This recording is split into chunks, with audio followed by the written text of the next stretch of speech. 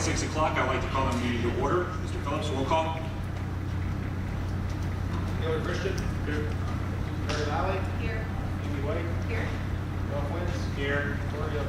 Here. Mr. Phillips, I'd like to turn it over to you. Okay, at the end of the last meeting, the last regular meeting in June, I guess that would be the last meeting because we had a special on the 29th of June. I had advised the board that there is a new kind of levy, actually back in January, and we're getting to the point, August 1st is the deadline to file with the Board of Elections. And so we discussed it at the end of the last regular meeting and decided that we ought to have a special meeting at night and try to get, thank you all for coming, people here so that we can have some input from the public. New legislation in House Bill 49, amended House Bill 49 in June of 2017, I believe it was, allows governmental districts, local governmental districts like police and fire and schools in our case, to combine their levies. We had in 1988 a 7.6 mil levy that's still in effect today that we're now collecting 2.2 mils on. Because the value of the district as a whole, all your homes plus my homes plus the board and Mr. Dunham's home, they go up in value, it takes less millage. So with the 1988 7.6 mil levy, we're now collecting it at 2.2 mils. The same is true with the 1996 levy, and I'm going to have a chart up here maybe now that shows these levies. The original voted in the first column, the current millage in red. And so we had voted 20.4 mils with our 3 emergency levies. We're now collecting them at 9.2. And within a few years, we'll probably be collecting them at what the first levy in 1988 was originally voted at. Every time we have to renew these levies, it used to be they were renewed every 5 years. In 2009, the legislature gave us the opportunity to ask for 10 years so that you didn't have to renew them as often. And that's what we've done. All 3 of these are 10-year levies now, starting in 2009. Well, that levy comes up in 2019. Right after that, the March 1996 levy, we have to do in 2020, where it says next renewal, the last column. And then in 2000, we get a couple of years off, and then in 2023, back to that 1988 levy, that needs renewed. All 3 of these levies, of course, they're still in existence, so they've never been turned down. Typically, renewal levies in this district, and up until the mid-2000s or so, even new levies were pretty successful. A lot of these levies, when they were renewed between 70 and 80%. I think there was a couple of years where it was in the low 80s. Well, every time we have to renew these levies, it's like, I don't know if you can see, or our heads are in the way. It would reduce levy fatigue of voters having to say, oh, geez, another levy. Didn't they just have one last year? From my point of view, it's easy to see that these are old levies. A lot of the general public just thinks, oh, it's another levy every year, and it sort of is, but it's a renewal. There's no new taxes when we renew levies. The second bullet point, to avoid costs of being on the ballot. The Mahoning County Board of Elections charges governmental entities for putting these levies on. So if it's a presidential year, and all the precincts obviously want to vote for president, and maybe the Greenford Fire Department's on and the North Lima Police is on, the cost of being on the ballot gets split between all of the entities that are on. Sometimes we're the only entity on. If it's a May election and it's not a presidential or a gubernatorial year, we might be the only ones on. Mr. Dunham, you'll go down a couple of sheets, and this might be where we have to turn the page a little bit, rotate the page, I should say. Right here. This particular year here, it cost $2,117.25. This was just May of this year. That's because it's an election year for governor, and there was a lot of other things on the ballot that year. year, so we split the costs. But still, it costs $2,117. You go down to the next page. Back in 2015, we were the only ones on the ballot. It cost $15,801.42. So if you look at the extremes, if it costs roughly $2,000 to renew these 3 levies, that's $6,000 we didn't have to spend. It's possible that we could spend $47,000, $48,000 if things fell a different way. It's not going to happen because what I'm proposing to the board is the option to combine these 3 levies this November, which is a gubernatorial election, so I'm assuming there's going to be enough things on the ballot that we're not going to pay $15,000 or $16,000 to the Board of Elections. Should be relatively cheap for our part of the share of it being on the ballot. And it would be no new taxes, it's just renewing the levies that are currently existing. What happens is the ones that would be expiring in 2020 and in 2023, those years all get combined back with the one that's going to expire next year in 19. And so if it were to be proposed in November of 2018, this year, we wouldn't have to vote on any of these 3 again until May or November of 2028. It's being the 10-year period. So that, in a nutshell, is what this is all about, and we wanted to see as well what people think. As I can tell you, as the treasurer of the school, it certainly makes sense to me to be able to not be subjected to more costs as far as the Board of Elections.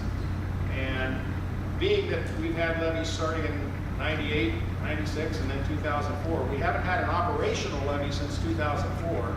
We did have the 2000 levy that built this facility.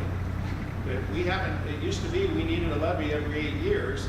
That's been mitigated by our ability to leverage this facility, great teachers, great staff, good educational opportunities, good music opportunities, good sports opportunities. What we've been able to do through open enrollment is use our facilities, our wealth, so to speak, to bring in students from other districts.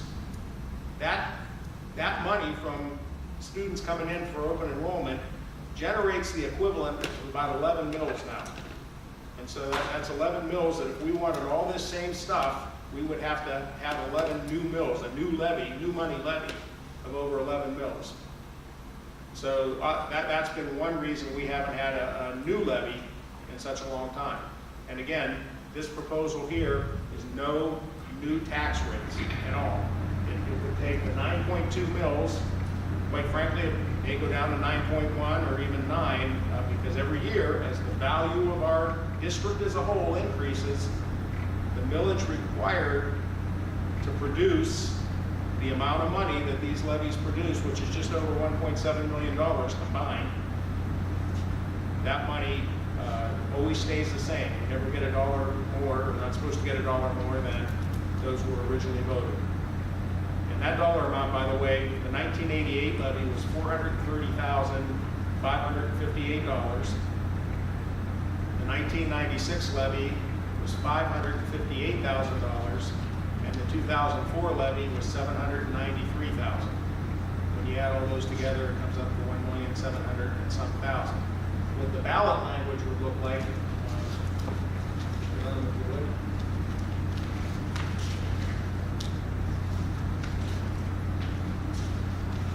Should the board pass a resolution tonight putting this on the ballot, I would have to go to the county auditor's office and they would give me the millage to put in those blanks. It wouldn't be any more than 9.2 mills because if our valuation's gone up, again, the millage would go down. I know that if we look at the sheet before this, Mr. Don, this is called a tax resolution worksheet. This is what I get from the Mahoning County Auditor that tells me of all our different levies. There's that $430,555 at 2.2 mills. This is the residential agriculture column. And if we go down a little further, here's our $793,000. That's 4.1 mills. and then 558 at 2.9 mils. Add it all together, that's 9.2 mils, $1.7 million. So this, we have a resolution that, once you have input, if the board decides to move forward with this, it's a, if you like, we can read the whole thing. It's a couple pages long, but that's why I put the ballot language up. This is what it would look like when you go to vote in November.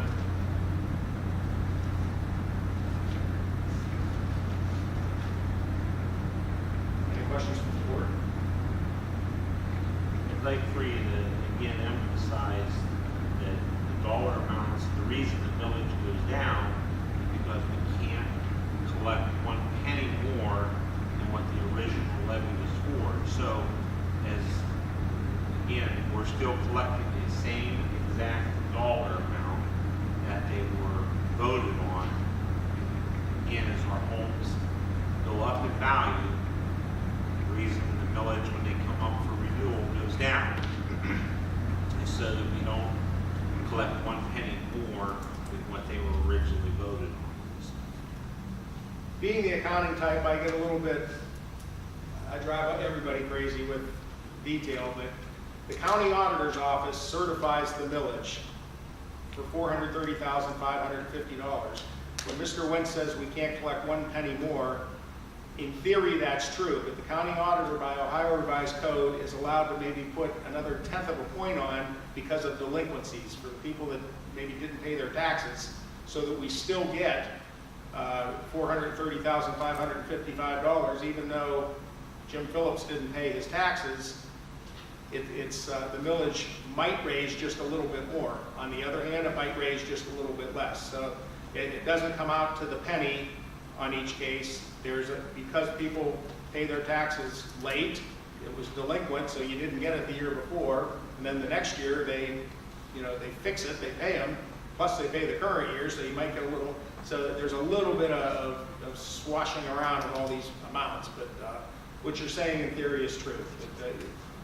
We passed a dollar amount, and the county auditor does his best to set the millage so that we will collect that dollar amount. So I guess I'd like to speak a little bit.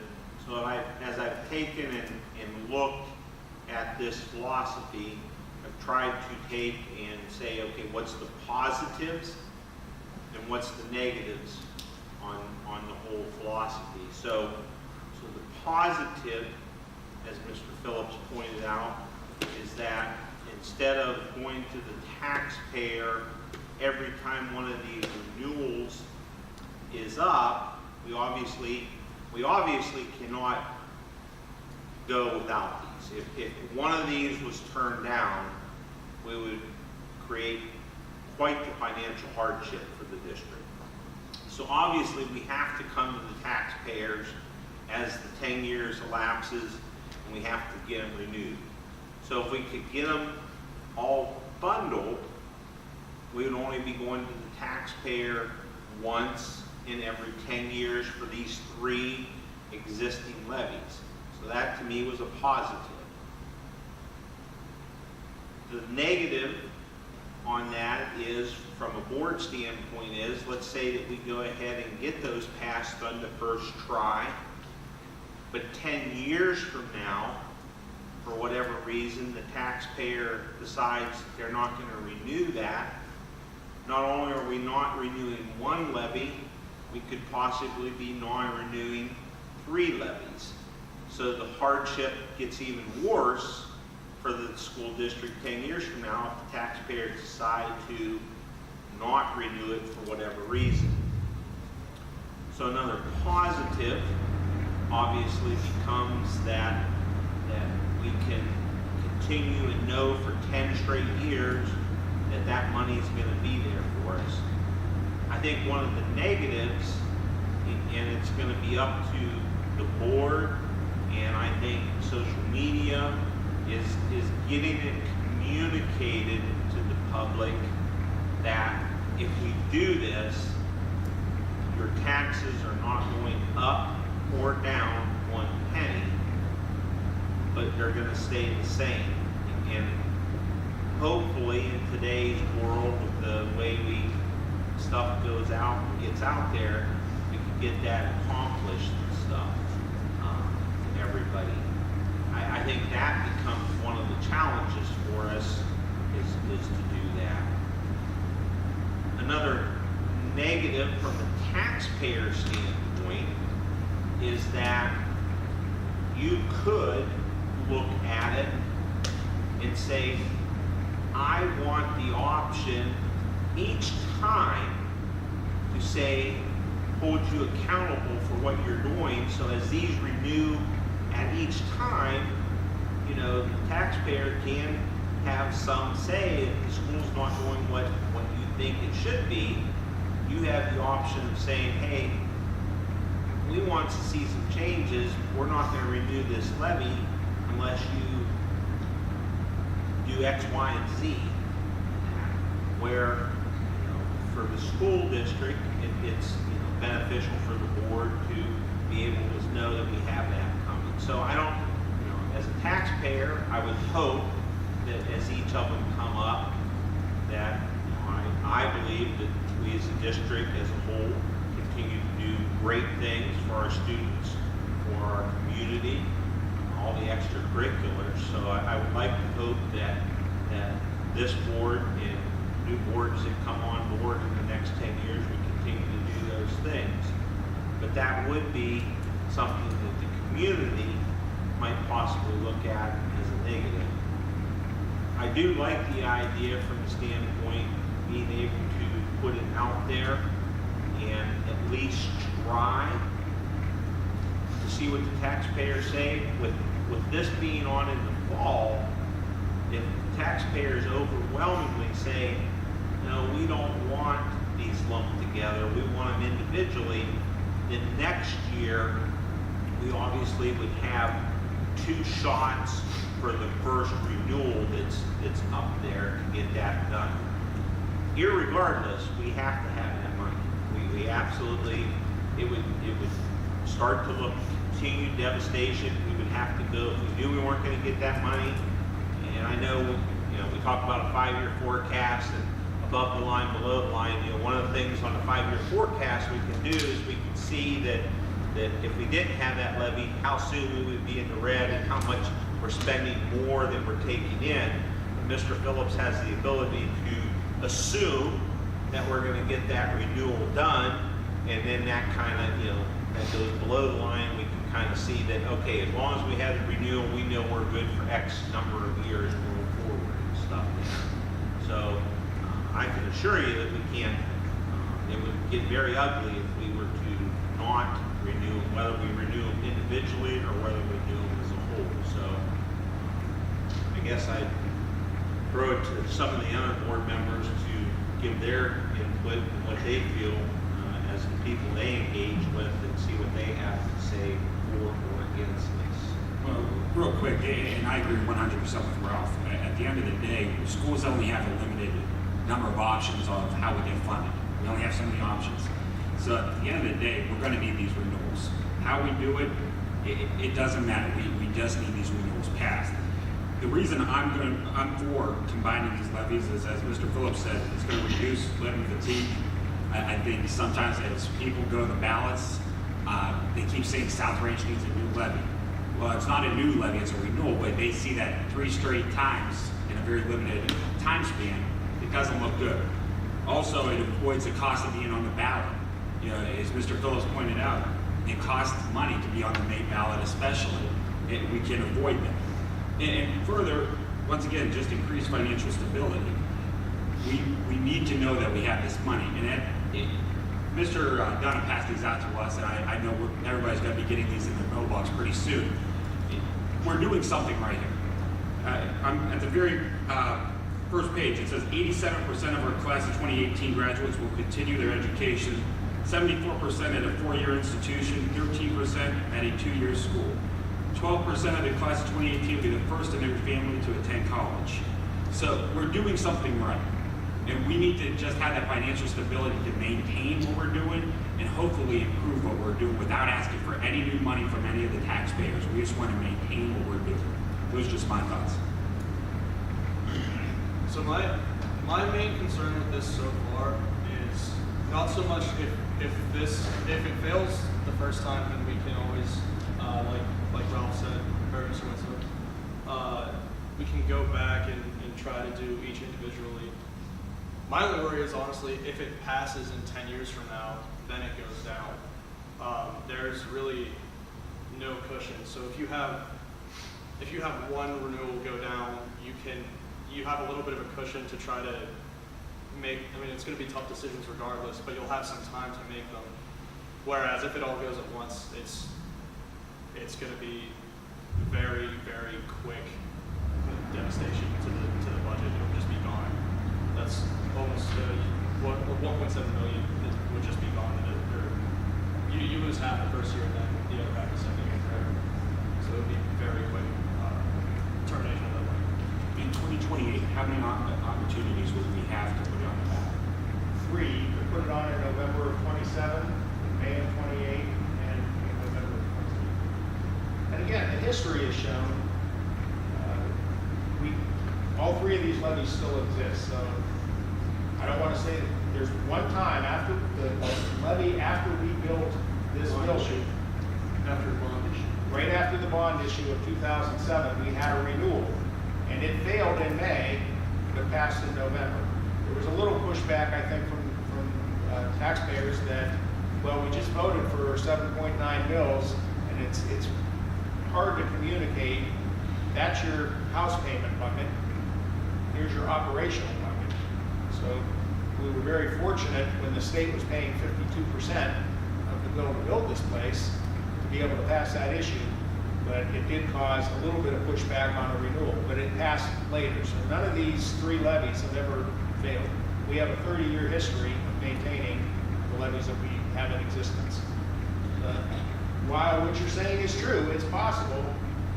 It's my opinion, having sat in this chair for over a quarter century now, that it's very unlikely that would happen based on history.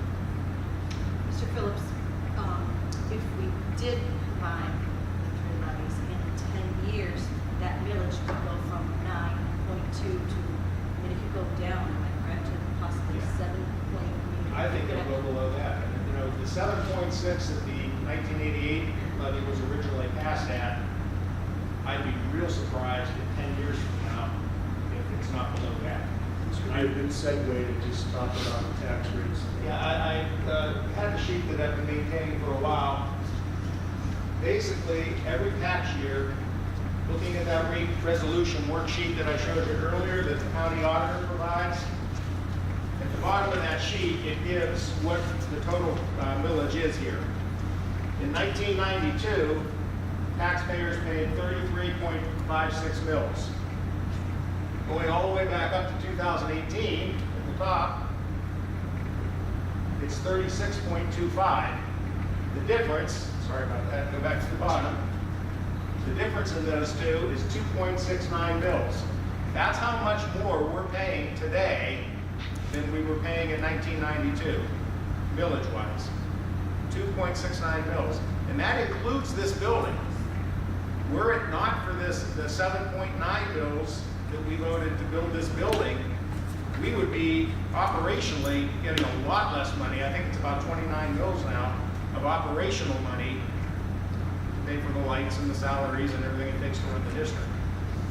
So it kind of answers to the question, sometimes you read in the editorials or hear on the radio shows that we're taxed out. Well, okay, if you're taxed out, you were taxed out in 1992 as well.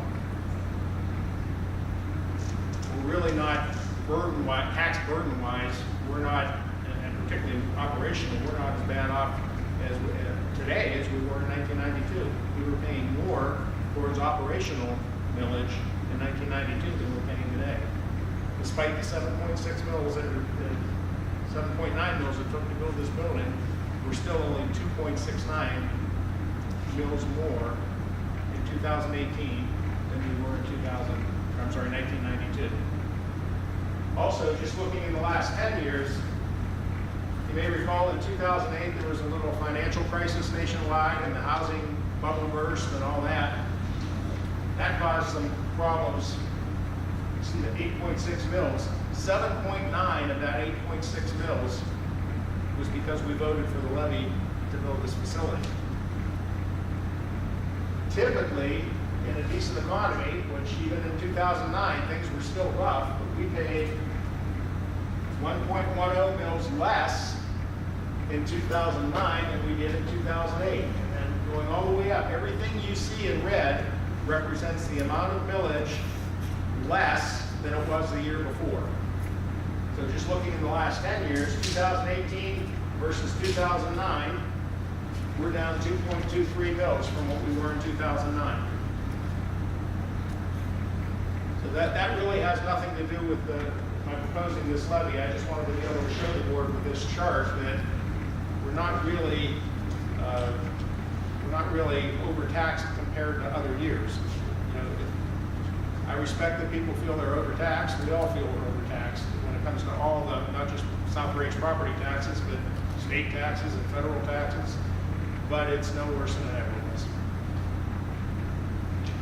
I'd sure like to hear, I mean, I've been trying to talk to community members as I get a chance, pros and cons.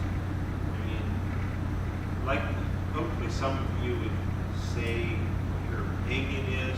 Again, we're not trying to raise any taxes, we're just trying to possibly think about bundling together. Tax due.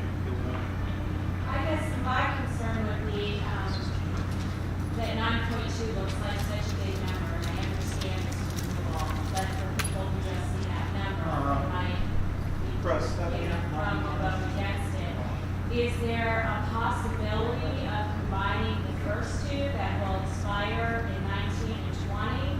And at that point, you're looking at 7 mils and potentially down to 6.9, depending on, once the auditor looks at it. And Yeah, then that's maybe possible. in 4 years, that third levy would be at 0.5 drawing it out, but it wouldn't be right after another, it would be still 4 years down the line.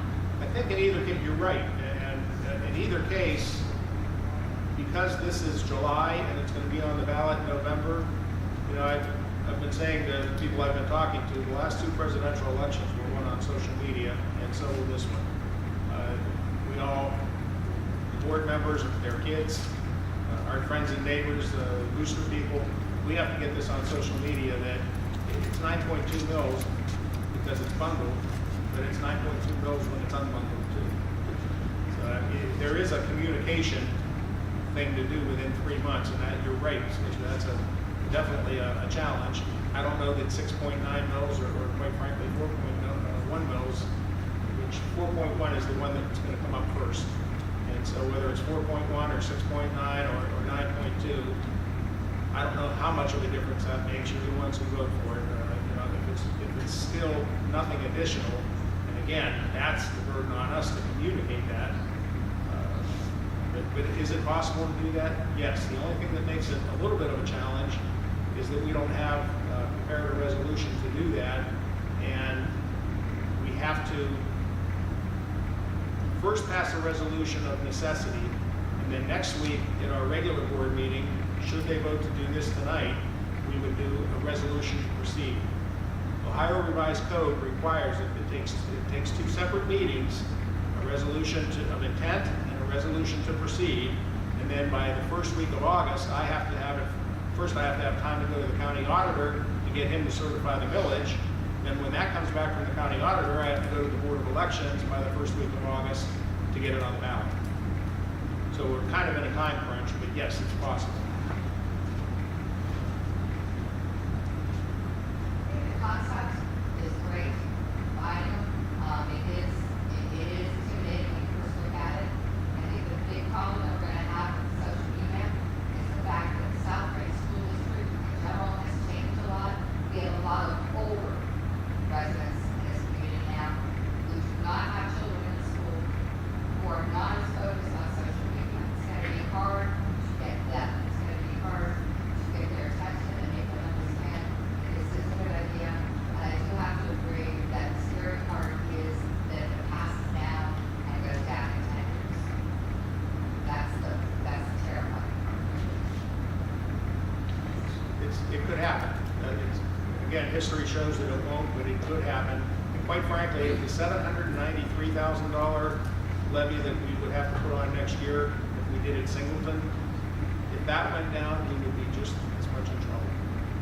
Because, we just made cuts in, we did cuts of personnel, cuts of programs, a bus, in March of this year, so that we can save over $900,000 a year to avoid a deficit.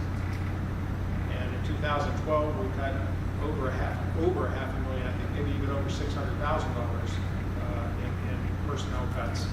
So basically, when I said we were funding the district with open enrollment, that's true. We're going to get about $1.7 million in open enrollment, but we've also lost $600,000 back in 12, now another $900,000 between personnel and buses and everything.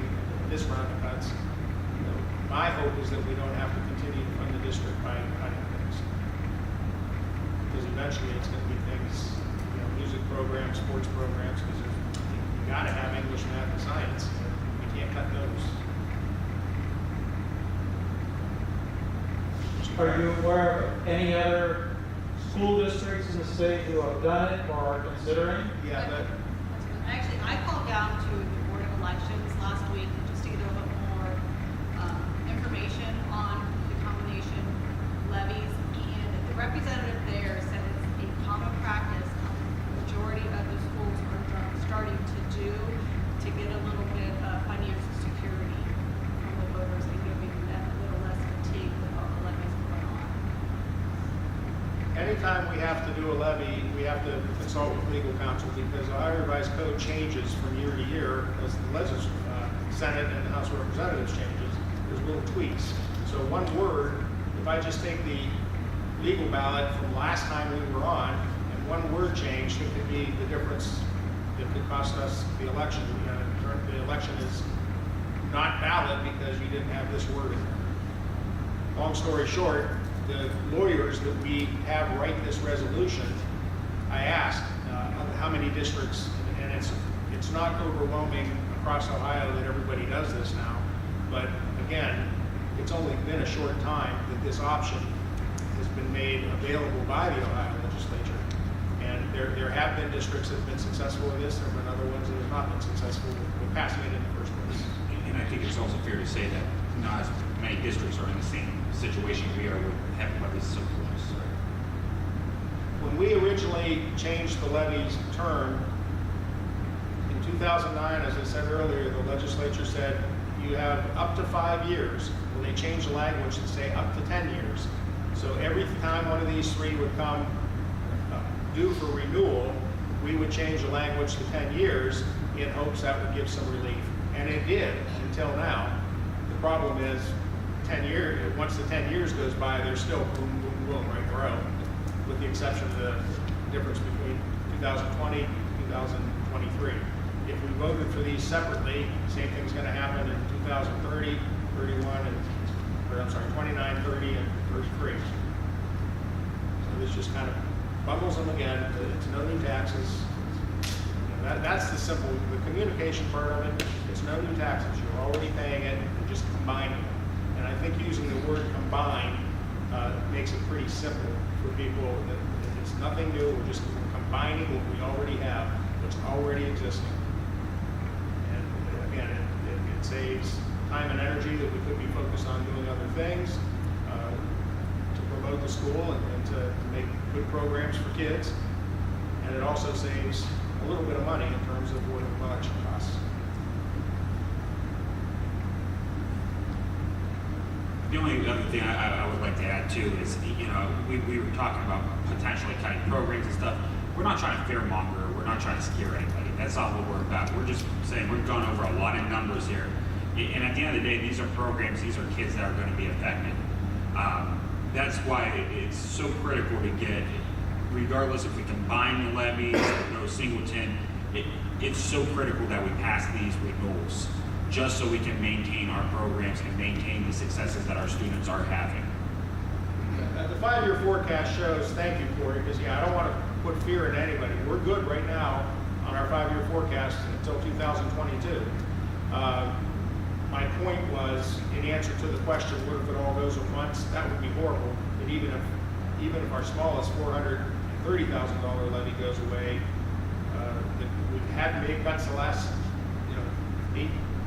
6 years twice, and don't want to have to keep doing that long term. So that's what we are in good financial shape today and should remain that way through 2022, I guess. And depending on how open enrollment goes, maybe it could go longer than that. You know, a lot of it comes down to eventually we're going to be full. And when we're full, we're going to be, we have two ways to raise revenue. And it's open enrollment and levies. And eventually when we're full open enrollment wise, when there's no more slots open with the size building, you know, it wouldn't be good management for us to have to hire another teacher so that we can have 3 more open enrollment kids. So you got to look at that side of it too. Eventually we're just going to be full.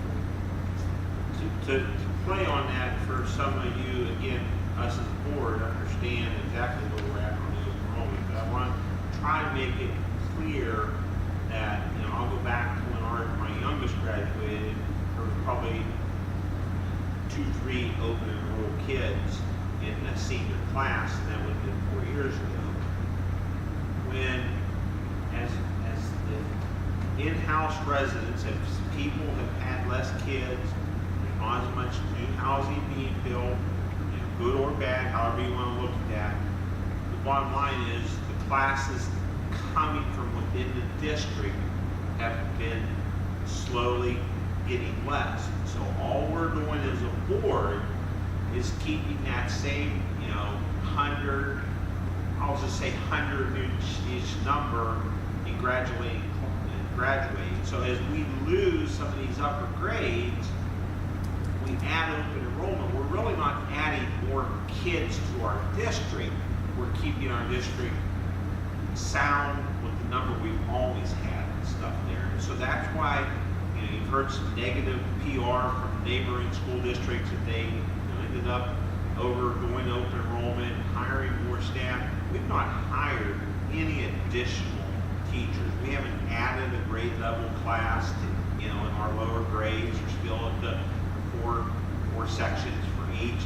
We're just managing our space to keep us full, and in return, that's helped keep revenue coming in for the district and stuff. So don't think that we're like continuing to grow. We say we're growing open enrollment. We're going to be up another 40, 45 kids this year.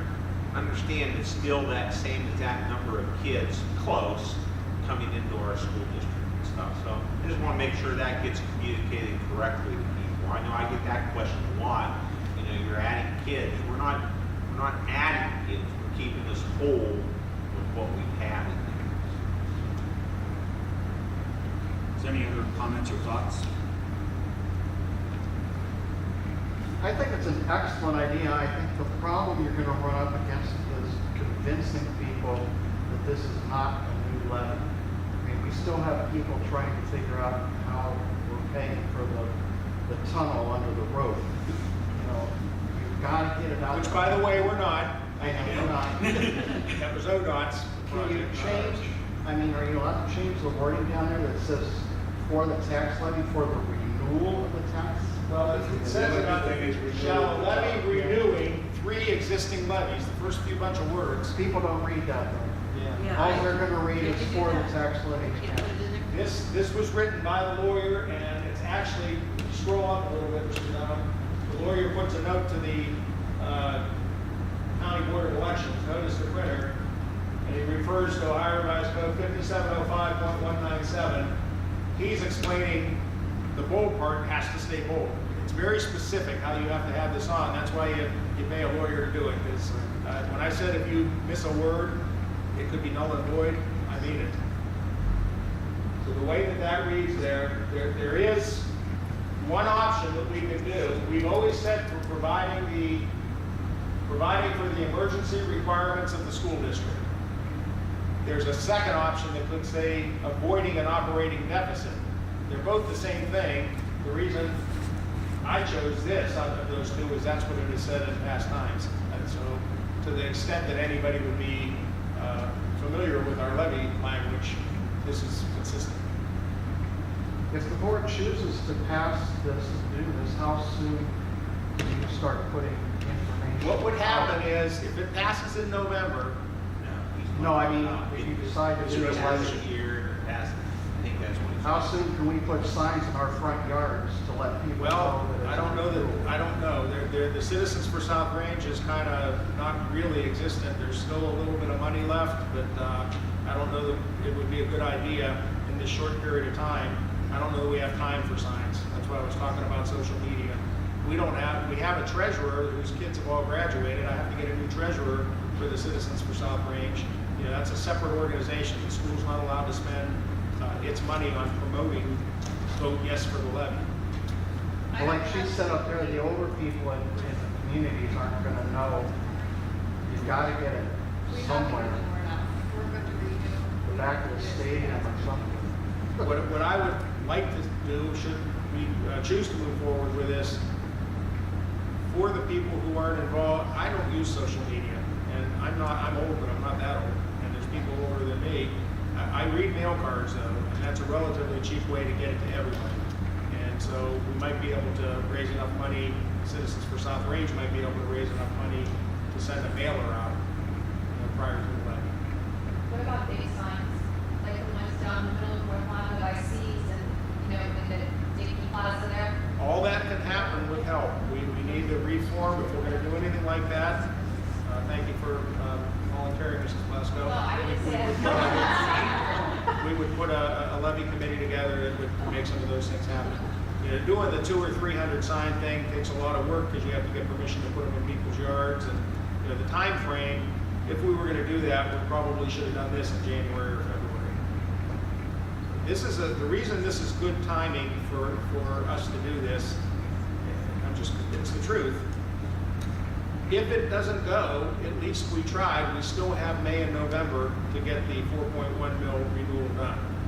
Next year, if we were to try it in May and didn't get it, then we only have one shot at the other chance. So this is one time that we could say, public, if you would like to do this, go ahead. If you don't, okay, we'll go back to the old way. I happen to believe that it's a very good option, and there's all good reasons for doing it. I'm not fearful that it wouldn't renew in 2028. Quite frankly, if in 2028, I'll be long gone. Mr. Dunn, probably everybody, I guess not. A lot of people at this table will be long gone. At least from the boards. Yeah, let's kind of clear that up. Well, yeah, we'll be off 2028, I'm not gone. At any rate, again, I think by that time it's going to be millage that is less than one of these levies was when it was originally passed. And if we can't garner support for this school district, as good as it is, then we're in bad shape. There's nothing that can be done. If you can't, all the good things sports-wise, music-wise, and particularly academic-wise that go on with this school district, if you can't get support for a no new taxes levy of 5 or 6 mils or 7 mils in 2028, we got much bigger problems than worrying about losing the levy. In my humble opinion. All right, with that being said, put it up for vote. Oh, I'm sorry. She still had a question. I was gonna comment. We support South Range schools with our vote financially and with our hearts, but one great thing that I heard was that you're in an effort to save time and money. So I would run with that theme from a marketing perspective, because time is money and people don't have time to do this over and over, so that's huge.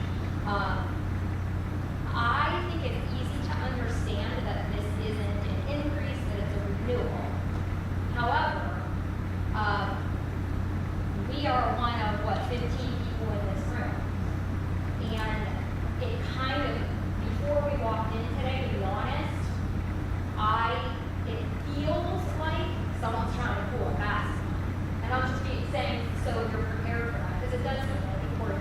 Anytime any government does anything, I get it from my side. Sometimes I even feel like, what am I trying to pull on them? It's like, I'm not trying to pull anything. I got to pay it too. Right, and I think, I would definitely run with the theme of that you're trying to save time and money, but I think that there's not a whole lot of people in general that believe that the school isn't gonna be asking for a new tax levy.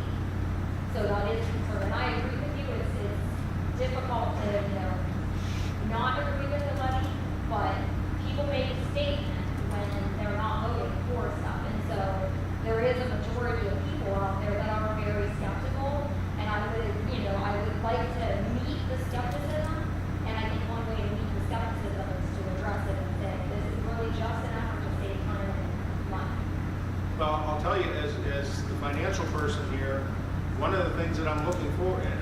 been forthright in saying there's two ways to fund the district, with levies and with open enrollment, and eventually we're gonna be full. So I'm not gonna sit here and tell anybody anytime, there'll never be another new money levy. Eventually, there's gonna have to be, and that's, if it's supported, that's great. If it's not supported, then it's the beginning of some reduction of the services that South Branch Schools can provide. But either way, if we ask for it and it's successful, now we're gonna have 4 levies in a time period to renew every 10 years. And that's another reason I wanna combine, because eventually, if you have to ask for another levy in 2022 or 2026, or however far out we go, at that point, you'll still just have 2 levies that'll come up for renewal every 10 years. And if I had, if I could make things happen, I would make it happen around 25 or 26, so that there's once, and then 5 years later, there's another renewal, and then 5 years after that, there's, of course, I can't do that, but I'm not gonna sit here and say we're never gonna ask for more money, because there's only one way to fund a district, and it's with those 2 options. And prior to the mid-1990s, there was only one way to fund a district. We didn't have open enrollment as an option. The legislature created that.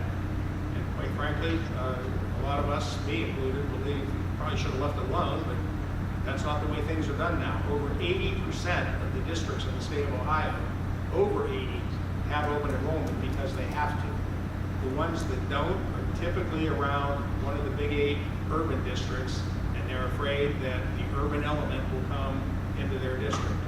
And that's why they do everything they can. They'll pass levies before they'll let that happen. But those of us who are out a ways, it's the only way we can survive. And I don't look at it as I'm paying taxes so that somebody from Canfield can come here. I'm looking at somebody from Canfield is kind of paying 11 bills of taxes for me. Otherwise, to have what we have here, for my kids or grandkids or whatever happens down the road, there's 11 bills that I'd have to be paying to have all this, that I'm not because of open enrollment. That's what I'm talking about when I say we're leveraging 11 bills as a community.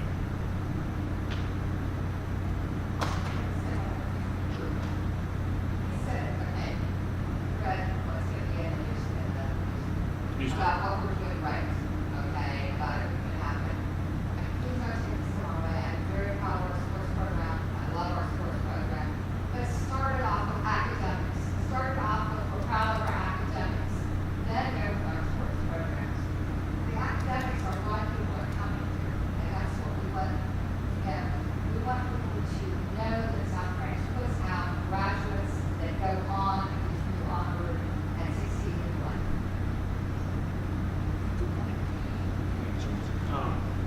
You know, we're getting real close to voting, and I'll say to my fellow board members and also to the public, I am, will very much support, I believe this is the right thing to do.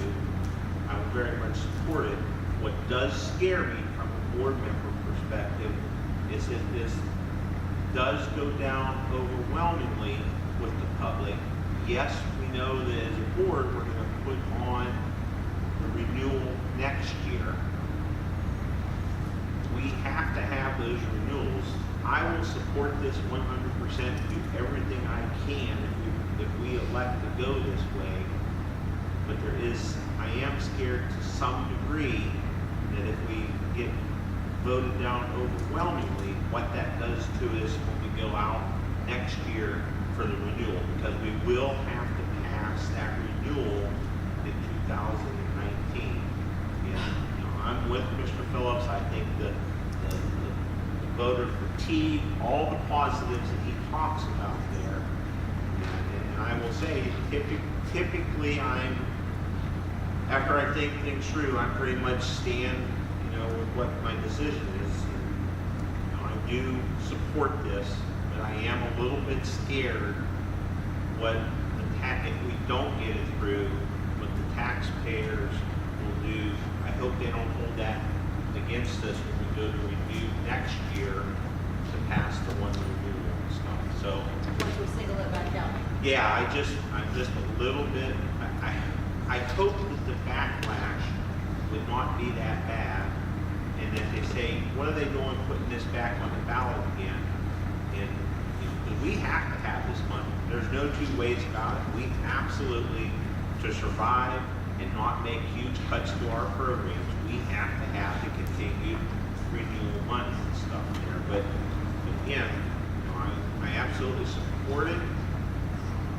That is the one thing that I hope, if we do put it on, that we don't have backlash from the taxpayers.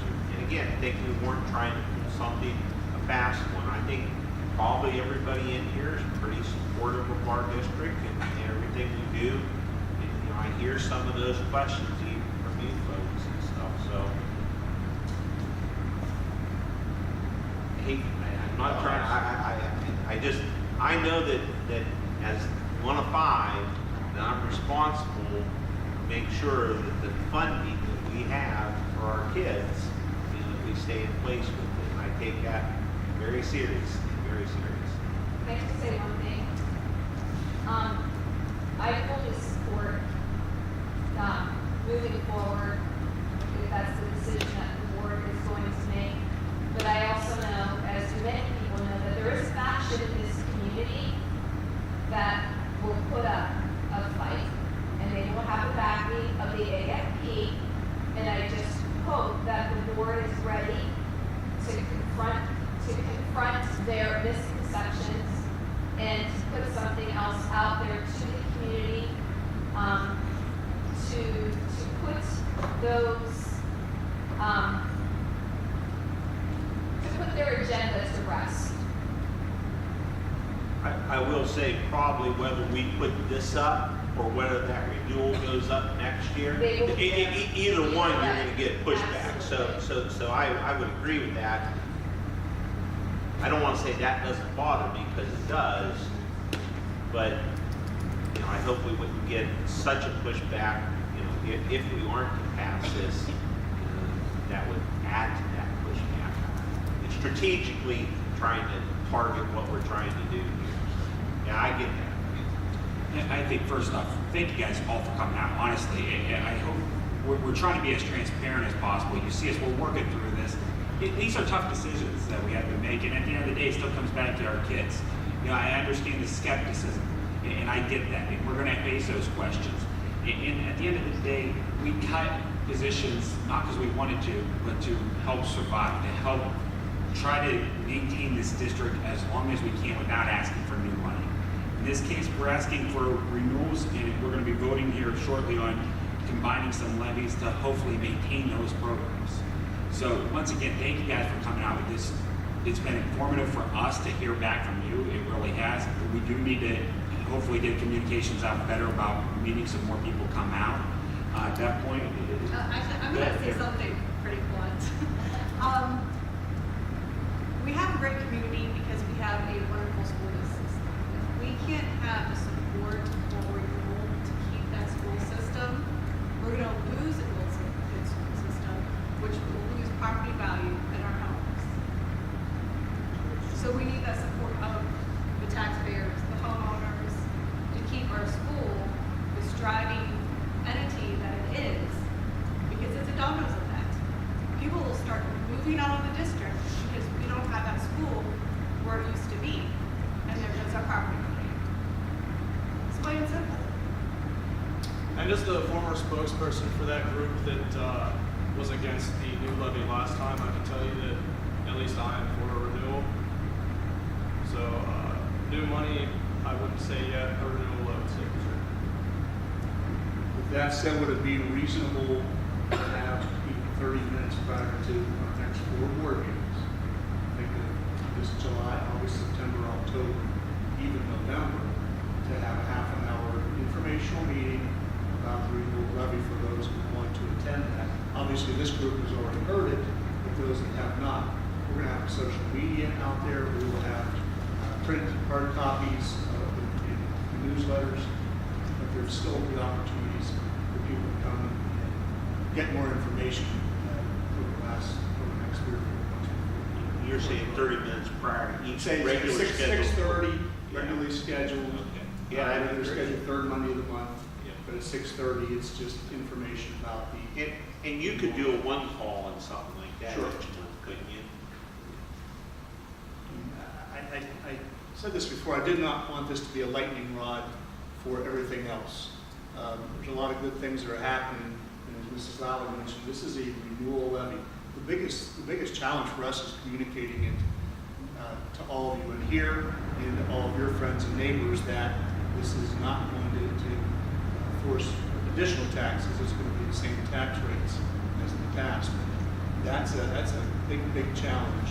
When people see 1.7 million, we do see renewal, but it takes a lot to get people to understand this.